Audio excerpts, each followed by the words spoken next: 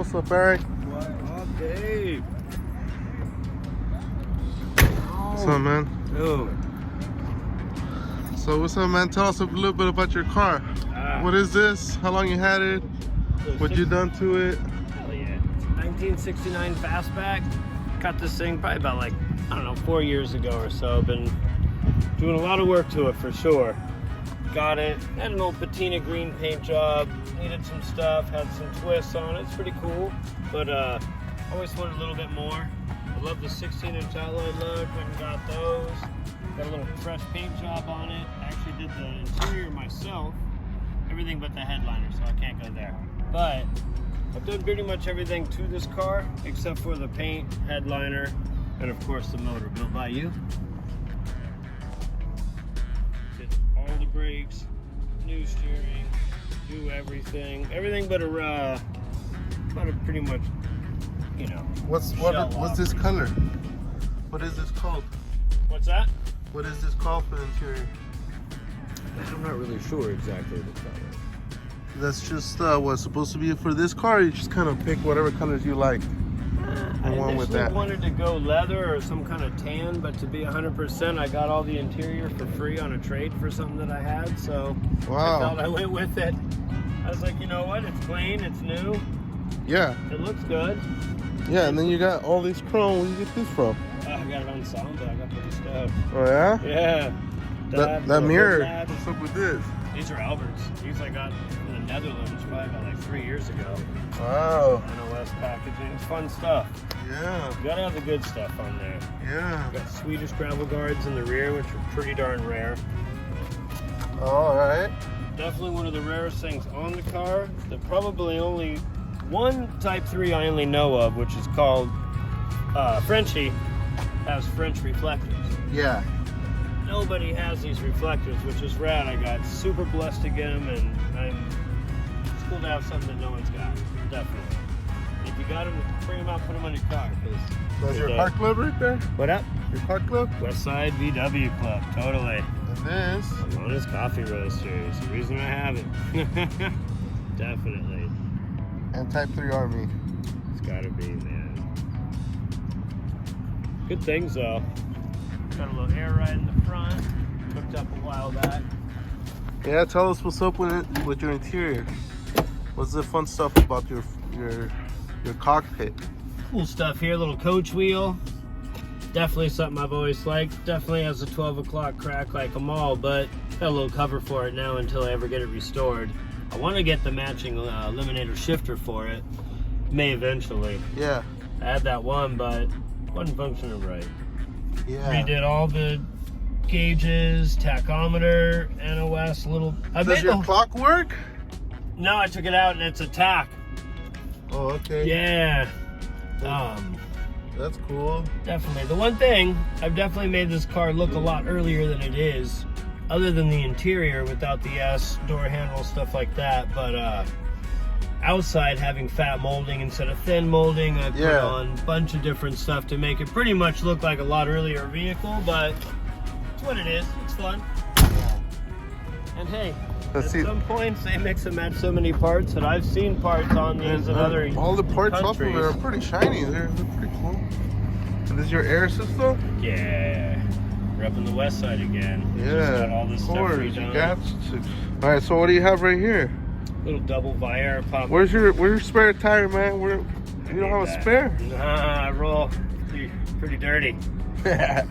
I don't have a spare, bro. I don't need a trip. I better get towed. I'm just kidding. That So or my air ride goes out. that's your shit right there. Right? Yeah. How much air does that fit? That's a 5-gallon tank right there. That's a 5 skinny long? Yeah, because normally they're 3, and with the one, it would not fill it. I could never get this thing to max, so I put 2 on there. It fills it up in like 15-20 seconds. I'm super excited. All right, let's see. Turn it on. I want to see them working. Well, I'm sure everybody does. Let's see. Are they loud? They can be.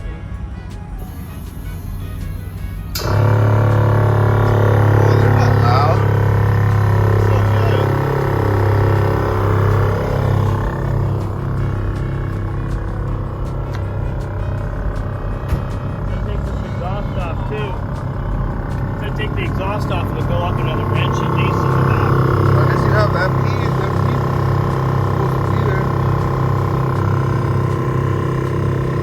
my square back was so I would hit that. I would hit right. the bottom and then I'll run it over and turn it into a taquito, and it'll come out the back of the car, and it'll be. I have to untwist it and make it fit in there again. Never had a pop out, thankfully. Wow, you're lucky. Yeah, that aspect was fucking bad, dude. That being so low, it would just drag. To get caught up somewhere.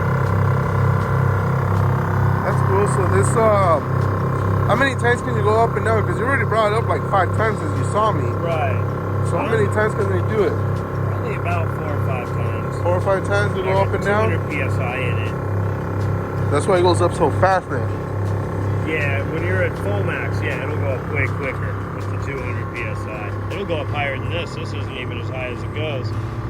Oh, really? No. You can go more 4x4 than this? Probably. Fuck, let's see. Put it on the rock crawlers.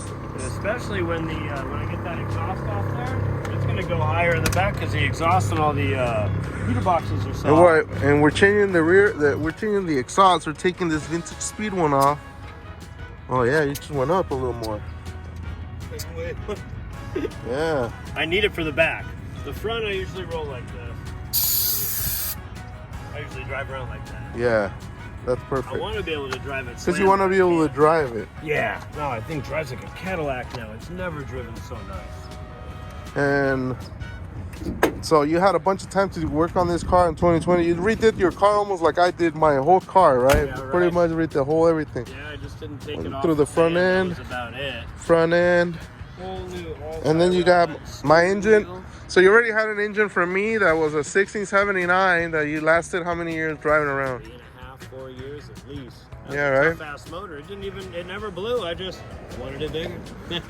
I was like, well, this thing was already kind of getting pretty hot. Might as well put a new crank in here, and we ran through some issues through the whole build, but who doesn't? yeah. So check it out. We have now. What is this right now? 2054. All right, Eric shows that 2054, man. What is it sitting on right now? We did it on 40s, and then we threw what 44s? Yeah, 44s in there. Those 44s got Clydeberg heads. It's on a 500 set of castings from. They're still A castings, right? And then we got a CB Performance 74 millimeter crankshaft. We got the short rod 5325 rod, CB rods. We got a 125 cam. We still got the 1-to-1 ratio rockers with the swivel feet. Not swivel feet. What are those called? Yeah, the adjuster swivel. You kept the heaters because this guy is skinny and shit, and he's like, and they're coming off. They're coming off next week. So, but no, they're badass. So it's on a heater mode right now. I really enjoy a heater, but then I just told myself, I don't even drive this thing in the winter. There's no reason for a freaking heater, so I'm going to get I got an A1 header going on there. It's going to be a lot. Yeah, that should pick up some power because this vintage speed is not really a high horsepower unit. It's a quiet, smooth, relaxing drive, but as far as high peak horsepower out of the engine's possibility or capability, I should say, the A1 will definitely outdo this setup by at least 7 to 10, 7 to 11 horsepower, somewhere around there. Should be able to get an improvement of, just because of the way it flows. It's a straight shot. It's a real collector header with way lighter too. Yeah, it's lighter. It's 4 equal length tubes into one collector, so it's the right stuff. Which this it just dumps into a big can. You can see down there. Yeah, there you go. You can see it. It goes into a big can, which, as far as flowing numbers, it's not really what you want to do. When the flow hits the wall, right? Yeah. But it's on a safe tune. It's not trying to squeeze crazy power out of this. It's just a driver. It's a nice driver that's obviously making twice whatever horsepower this car came with from the factory. It's making double that now. And 2 liter now. And it's got way more torque as well. And it's a flat line. And this combos are the 115, 120 horsepower combos. They're not really high horsepower combos, but they're the smoothest and they they'll get you anywhere that you want to It puts me where I go. want to go quick. I'll tell you that. When I say I want to be in that lane right there, it goes. I'm like, yeah. If I want to beat a Honda, I got that. Yeah, they're really fun. This same combination in a Type 1 and a normal fan, it will make more power, about 15 more than what it'll do in a Type 3, because it's carrying that big fan around. So it slows down the performance of the engine, as well as the short of the manifold itself. It doesn't flow as good as it flows with a tall manifold. So that's another power restriction that you get. As soon as you put it in a Type 3, you lose like 15-20 horsepower on one end and another 10 on the other end. So Get a lot of gas shoot up, I was told, because and then they also want to hit the deck lid itself. There's not a lot of flow as far as fresh air coming into there. You know, it's another big restriction. On a Volkswagen, you have a deck lid that stands off, and you literally have air right here going into the carburetors. Even without the stack, you have all the fins on top of the bug that help with that. Where this is air intake, but it's to cool it's through here, and it's strictly to cool the cylinder heads and the cylinders. So none of that air goes into the actual engine bay. Right. No, it's hot there. So yeah, they get warm. Definitely. They have a lot of different. You have to build them differently. It's not the same as a bug. We have to try some stuff that bit us in the butt at the first time around, but managed to figure out what piston and wall should be on these things to kind of push them a little more, put more lift to them, and a little more whatever we're gonna do on later on. We can do it because we didn't do it on the beginning. We can still do it later, and you just learn a little bit more from these things, because Type 3s are always Westphalia motors. Type 3 motors, they're a little different than Type 1. You have to build them specifically for the guy, for the gearing, this car.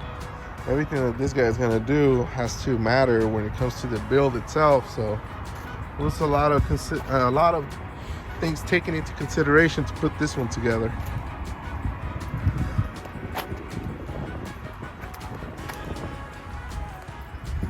What's that, Tella? Drop it back down. That sounded like a Volkswagen.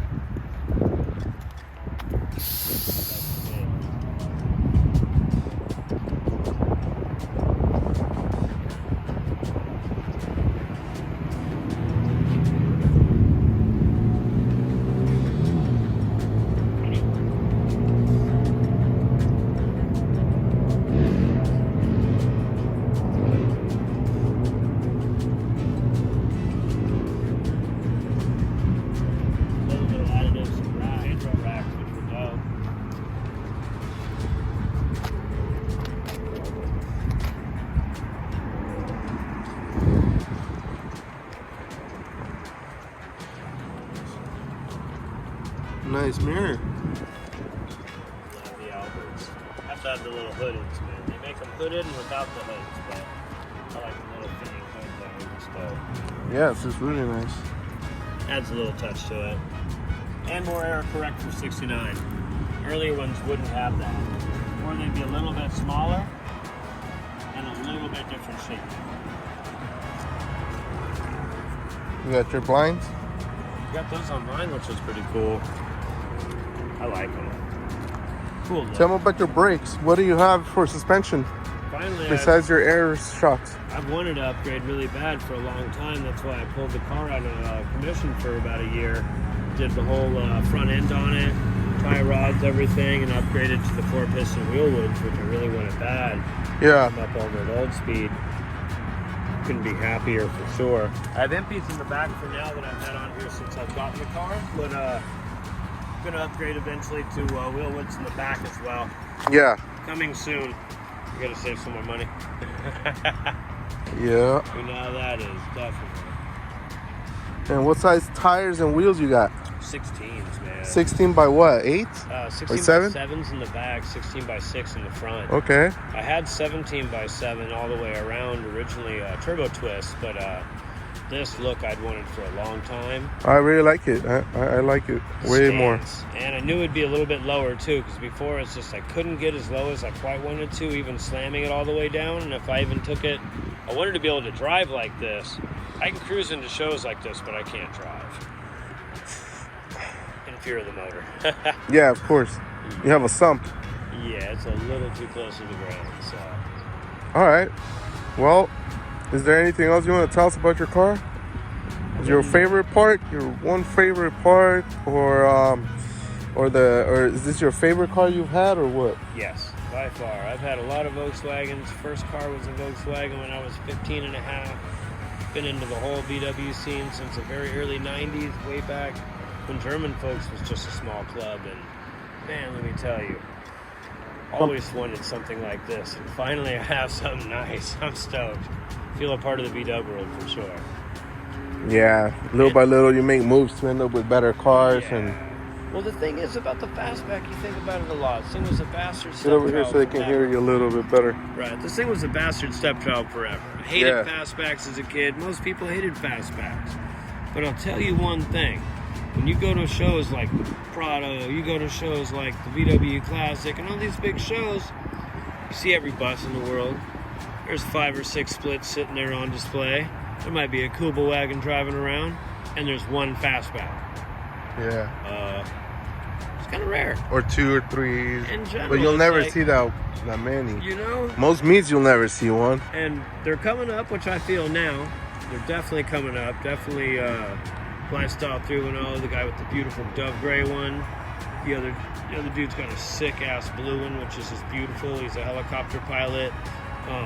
New guy's coming on the scene with a beautiful black one as well that just was over at Prado last Prado. So I feel a lot of people now are definitely, I'd say we kind of started the game in the last 4 years of getting the fastbacks a little more on the scene. It's now my favorite. So much I look at it, you wonder why. It came out in 65, same as the Ford Mustang fastback. So VW back then, they were trying to like jump on board with making cars that were similar and kind of competing with some styles out there. And I'd say Chevy did it too, making the Corvair. So after the Type 3 Ghia, so like, you know, they go back and forth. But in reality, if you look at this thing, it's a Porsche. Porsches are all fastbacks. You can't hit a Porsche for that. Yeah. And if you really look at it, it's a Porsche. Coupe, strip. I mean, if you stand right here, there's a little Porsche back window. Yeah. Poor man's Porsche, man. That's a real poor man's Porsche, man. VW in general, but literally a poor man's Porsche right here. It resembles one. Badass car. I love my fastback. I think the best thing about it is I get to drive it every day. It's not a little show car. It's a daily driver. It's reliable as hell. It's my car.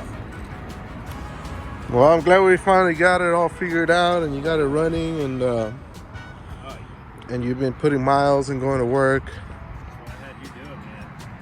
I think it drove so amazing with the last motor. I'm like,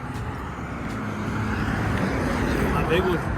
Let's do it a little bigger, huh? Oh, yeah, man. This Southgate? Yeah.